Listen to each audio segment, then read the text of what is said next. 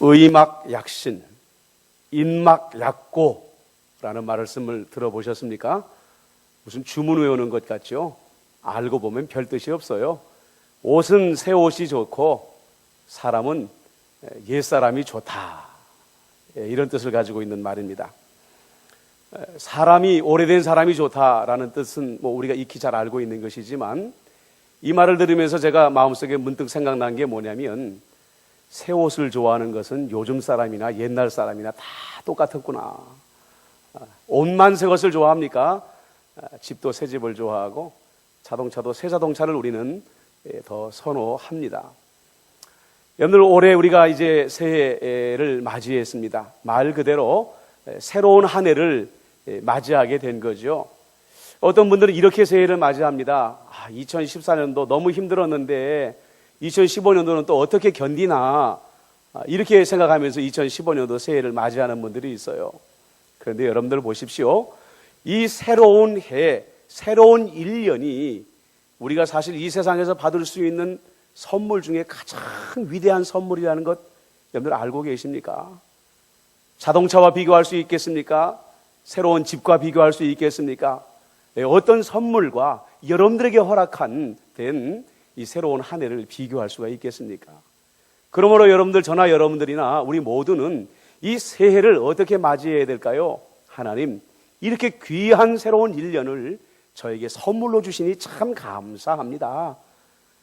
이 새로운 한 해 동안에 하나님께서 저에게 이제까지 누리지 못했던 은혜와 은총을 주시고, 지금까지 응답되지 못했던 기도의 응답이 이루어지는 복된 1년이 되게 해 주십시오 라는 기대를 가지고 이 새해를 맞이하시길 바랍니다.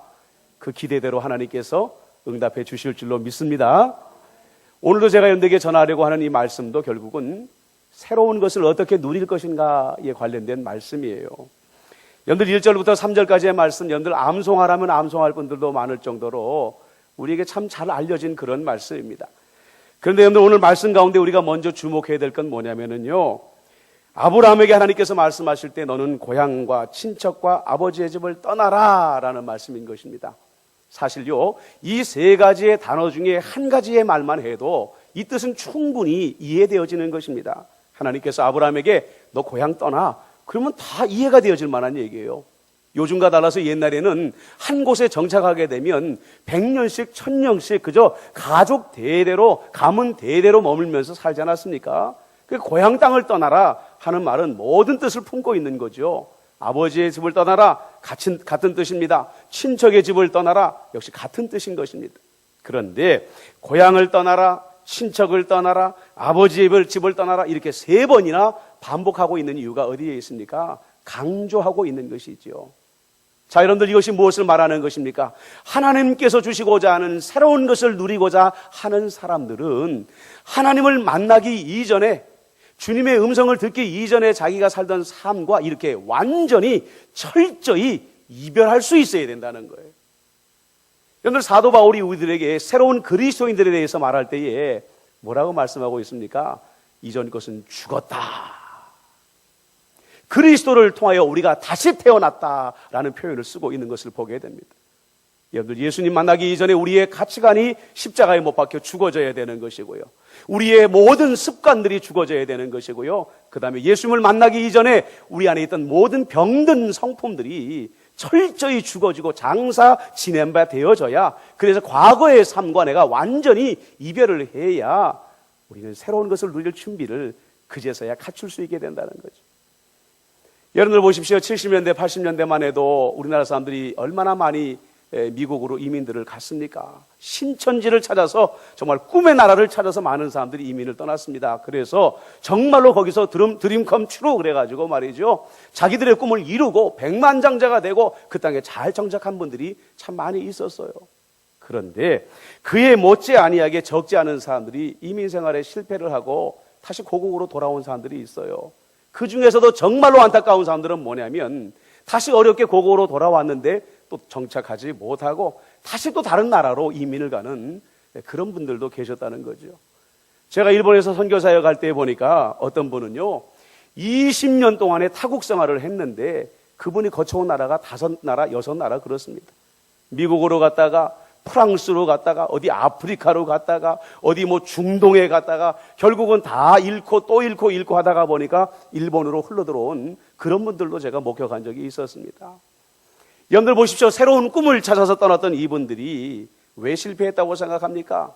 그것은 내가 살던 고국 땅에 대한 그 모든 것에 대한 그리움, 편리함, 익숙함에 대해서 이별을 하지 못했기 때문에 그래요. 그러니까 마음속에 늘 미련이 남아있는 거죠. 내가 한국에서는 이랬는데, 내가 한국에서는 이런 사람이었는데 내가 왜 남의 나라에 와서 이런 대접을 받아야 되나? 말도 통하지 아니하고 습관도 다르고 어떻게 살아야 될지도 모르고, 그러니까 과거에 대한 미련과 집착에 붙잡혀가지고 새로운 땅에 정착을 하지 못하게 되더라는 거죠. 여러분들 시편 119편 113절에 보니까 내가 두 마음 품은 자들을 미워하고 주의 법을 사랑하나이다 라는 말씀이 있어요. 또 야고보서에 보니까 4장 8절에 하나님을 가까이 하라. 그리하면 너희를 가까이 하시리라. 죄인들아 손을 깨끗이 하라. 두 마음을 품은 자들아 마음을 성결케 하라. 이런 말씀이 있습니다.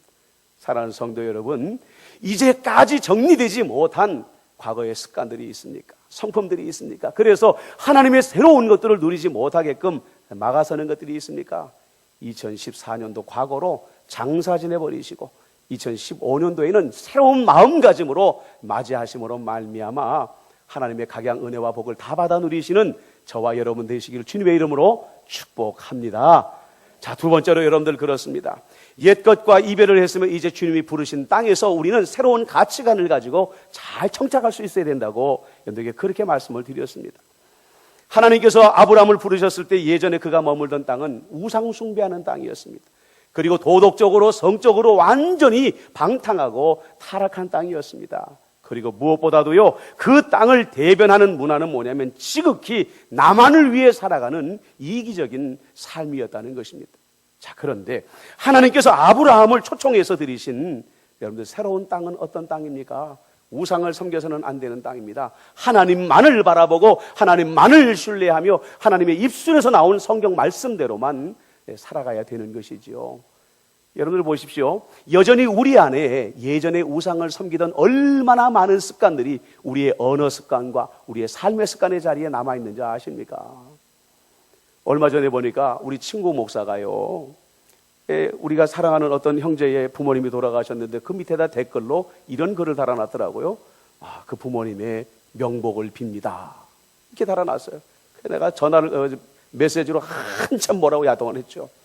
야, 명복이라는 것은 불교에서 죽은 자들을 위해서 복을 빌어주는 인사말인데 또 목사가 어떻게 천국에서 안식하세요 라는 인사를 남겨야지 명복을 빈다는 말을 하냐. 이 친구 깜짝 놀랍니다. 나 몰랐다.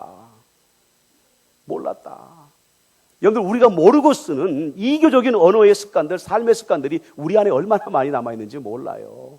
여러분들, 그것들을 청산해야 되는 것입니다. 한 분 하나님만을 신뢰해야 되는 것이고요, 그분의 입술을 통해서 나온 성경의 말씀대로만 생각하고 말하고 행동해야지만이 우리는 새로운 땅에 정착하는 삶을 산다라고 말할 수 있다는 것이죠.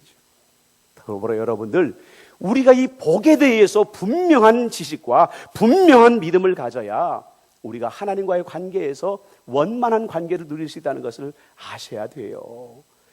여러분들, 오늘 말씀에 여러분들 얼마나 사모하는 말씀이 많이 나와 있습니까? 2절에 보면 내가 너로 큰 민족을 이루고 내게 복을 주겠다 이렇게 말씀하시잖아요. 또 3절에 보면은요, 너를 위하여 복을 비는 자에게 내가 복을 주겠고 너를 향하여 저주하는 자에게 내가 반드시 저주할 것이다 이런 말씀이 등장을 하잖아요. 여러분들, 이것은 뭘 말하는 거예요? 내가 너를 지키겠고 누구도 너에게 털끝 하나 되지 못하도록, 상하지 못하도록 너를 보호해 주겠다라는 약속의 말씀이 등장을 하는 것입니다.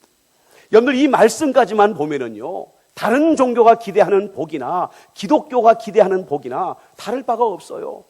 나로 인하여 큰 민족을 이루시겠다, 얼마나 많은 재물을 주시겠다는 얘기인가, 얼마나 많은 권력을 주시겠다는 얘기인가, 하나님께서 독수리의 날개로 나를 품으시겠다, 이 얼마나 위대한 약속인가.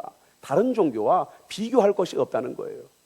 그런데 여러분들 보세요, 기독교가 다른 종교와 완전히 구별되어지는 것은 여러분들, 이 복을 주시는 목적이 그들과 차별성이 있다는 거예요. 복을 주는 목적이 차별성이 있다는 거죠. 다른 종교의 복은 뭡니까? 나를 위한 복입니다. 나만을 위한 복입니다. 나의 가족만이 누리는, 그렇게 철저히 구별되어지고 이기적인 복이라는 거예요. 그런데 여러분들 2절 말씀을 보십시오. 2절 말씀이 어떻게 되어져 있습니까? 내 이름을 창대하게 하리니 너는 뭐가 되라고요? 복이 되라. 복이 되라. 이렇게 말합니다. 여러분들 우리 가족에 새로운 구성원이 생길 수가 있어요. 자녀를 잉태해서 생산할 수가 있고요. 자부가 새롭게 들어올 수도 있고요. 사위가 새롭게 들어올 수가 있어요. 그런데 이 아이가 자라면서 가족에게 기쁨이 되어지고 이 아이로 인하여 가족에 좋은 일들이 많이 생깁니다. 새로운 자부를 드렸는데 성실하고 착하고 아름답고 관계를 잘 형성해가지고 가족들을 하나로 묶어주는 역할을 해요. 사위가 들어왔는데 장인 장모를 잘 모시고 기쁨이 되어지고 좋은 선물도 주고 그래요. 그럼 우리가 뭐라고 말합니까? 야, 우리 집에 복덩이가 들어왔어. 복덩이가 들어왔어. 이런 말들을 우리가 씁니다. 하나님께서 너는 복이 되라 라고 말하는 건 뭐냐면, 내가 가정의 구성원으로 있든지 간에, 직장의 구성원으로 있든지 간에, 내가 어디에 가든지 간에 사람들이 너를 볼 때마다 너는 복덩이야, 너는 복덩이야 라는 말을 들으며 살라는 거죠. 나만 복을 받는 것이 아니라 내게 있는 복을 그들에게 흘려보낼지어다, 이렇게 말씀하고 있는 거예요. 3절에 보면 이 말씀은 더 분명하게 나오지 않습니까? 땅의 모든 족속이 너로 말미암아 복을 얻을 것이다, 이렇게 말씀하고 있어요. 여러분들, 댐이나 저수지가 유용한 것이 어디에 있습니까? 그저 물을 많이 가두어둘 수 있기 때문에, 물을 많이 모두어둘 수 있기 때문에 댐은 참 유용한 것이다, 저수지는 참 좋은 것이다, 이렇게 말하는 걸까요? 여러분들 춘천에 여행을 자주 가보신 분들은 알겠지만 소양강 댐에 가보면 얼마나 그 댐이 어마어마한지 모릅니다. 그리고 그 보기에 얼마나 웅장하고 얼마나 아름답지 다운지 몰라요.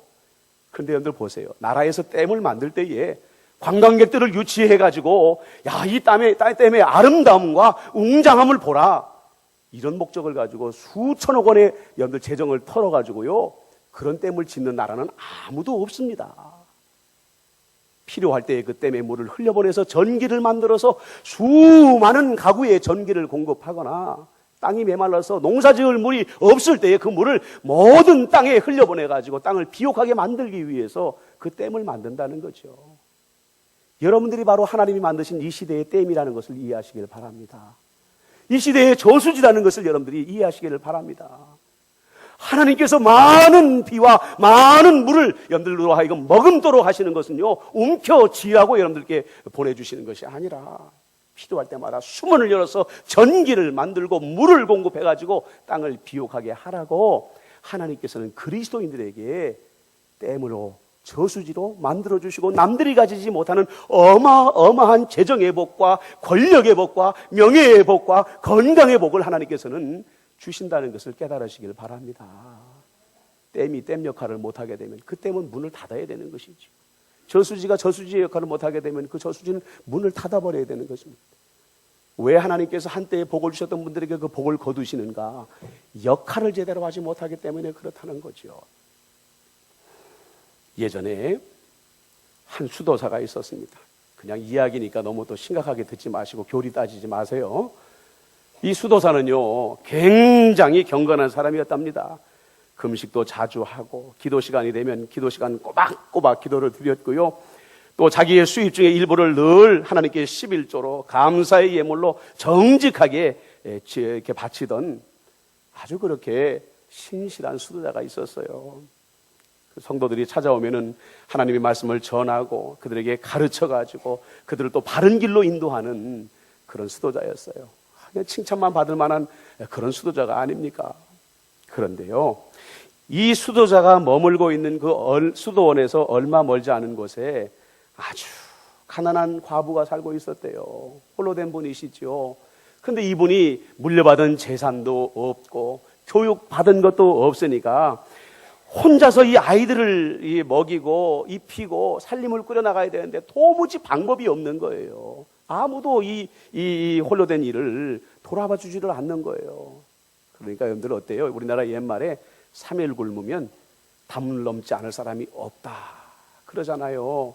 그런데 나 홀로 3일 굶으면 담 안 넘어도 돼요.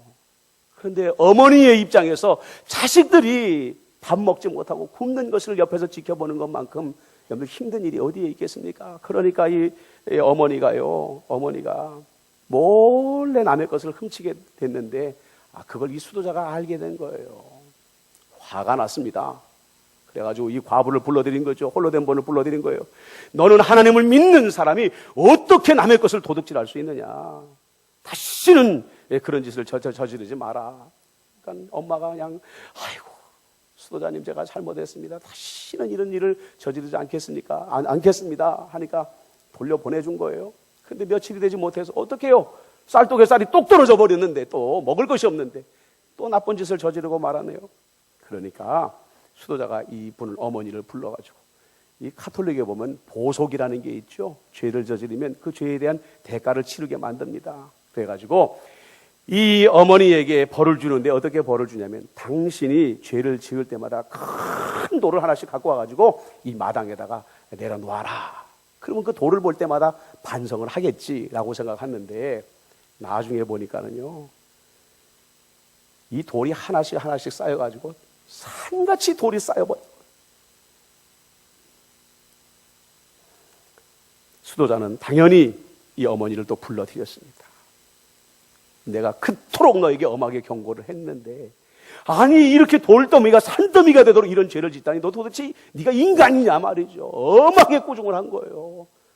이 어머니는 어떡합니까? 가슴을 치며 통곡하면서 또 하나님께 회개하는 거죠. 주님 제가 안 그러려고 그랬는데 자식들 굶는 걸 보니까 하나님 내가 어찌할 수 없어서 이렇게 했으니 하나님 죄를 용서해 주십시오. 이렇게 기도를 드렸대요. 그런데 그날 밤에 이 어머니와 수도자가 동시에 죽었어요. 하나님께서 그들의 영혼을 동시에 거두신 것입니다. 자, 여러분들 어떻습니까? 누가 천국에 가고 누가 지옥에 갔을까요?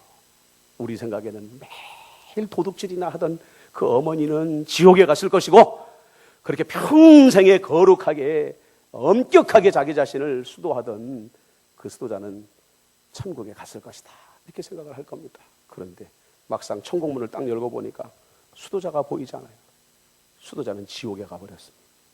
어머니가 그 불쌍한 어머니만이 천국에 와서 예수님과 안식을 누리고 있더라는 거예요. 수도자가 어이가 없죠. 그래서 천사에게 항의를 합니다. 이거 뭐가 잘못돼도 대단히 잘못된 겁니다. 나는 평생에 금식하고 주님께 드릴 것을 철저히 드리고 말씀을 읽고 또 성도들에게 말씀을 가르치는 그런 철저히 경건한 삶을 살았는데 내가 왜 여기 지옥에 와 있어야 됩니까? 있을 수 없는 일입니다. 어떻게 평생에 도둑질만 하면서 산 저 어머니는 천국에 가고 나 같은 사람이 지옥에 와 있을 수 있습니까? 항의를 했다는 거예요. 천사가 말을 합니다. 수도자여, 당신은 당신의 명예를 위해 살았고 자만심과 교만에 가득 차서 이웃에게 사랑을 베풀기는커녕 아픈 상처만 주었습니다. 또한 이웃의 환경이 좋아지도록 노력하지도 않았습니다. 그래서 당신은 지옥에 올 수밖에 없었던 것입니다. 교리로 따지지 마시고 의미로 들으시기를 바랍니다.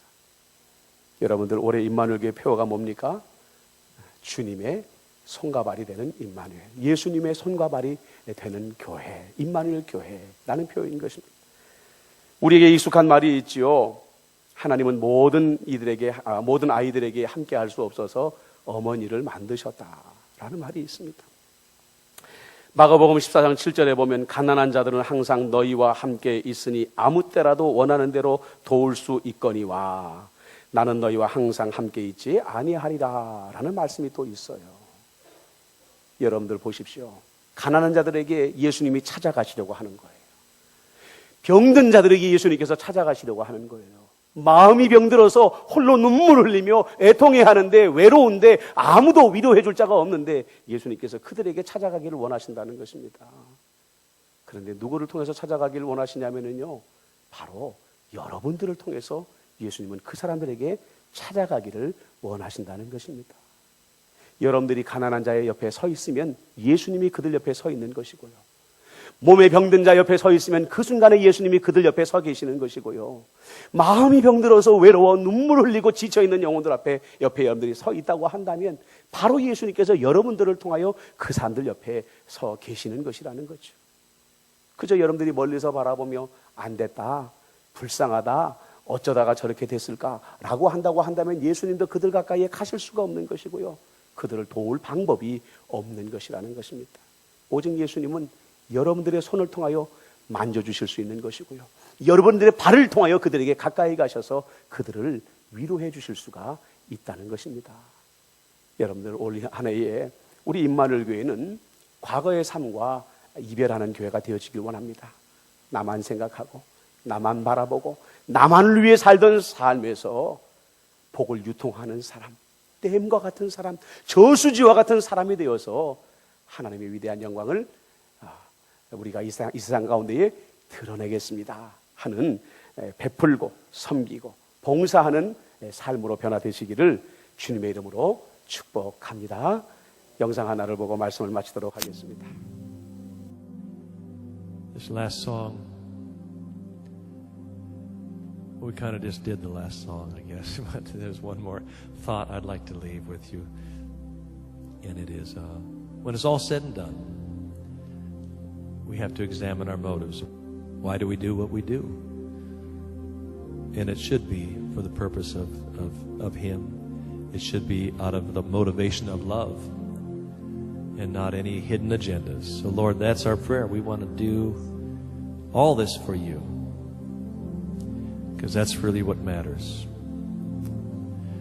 St. Francis of Assisi said, preach the gospel always, and if necessary, use words. And I think people ought to see our motivation clearly in the way we do our business, the way we minister the gospel. It ought not to be just with words only, but in actions from our heart and from the right motivations. So this song asks a lot of good questions.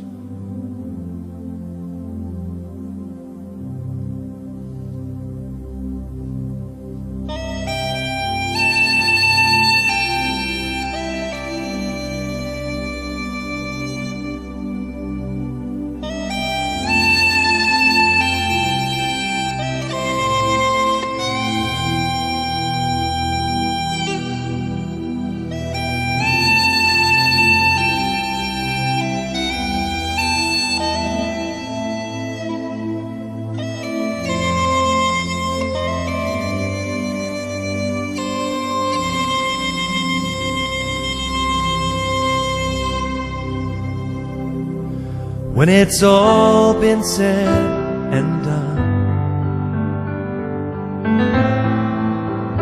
there is just one thing that matters.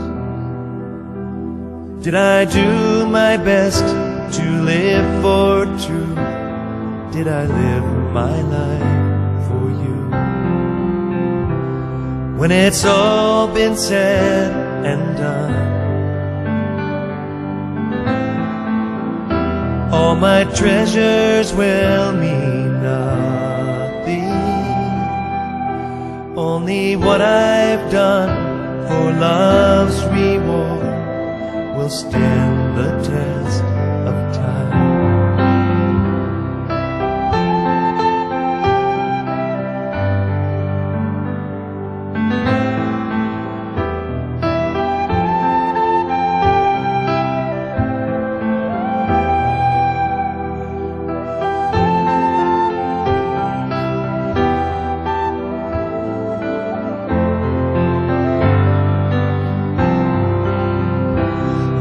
Your mercy is so great that You look beyond our weakness and find purest gold in miry clay, turning sinners into saints. Hallelujah. And I will always sing Your praise, here on earth and ever shown me heaven's my true home. When it's all been said and done, you're my life when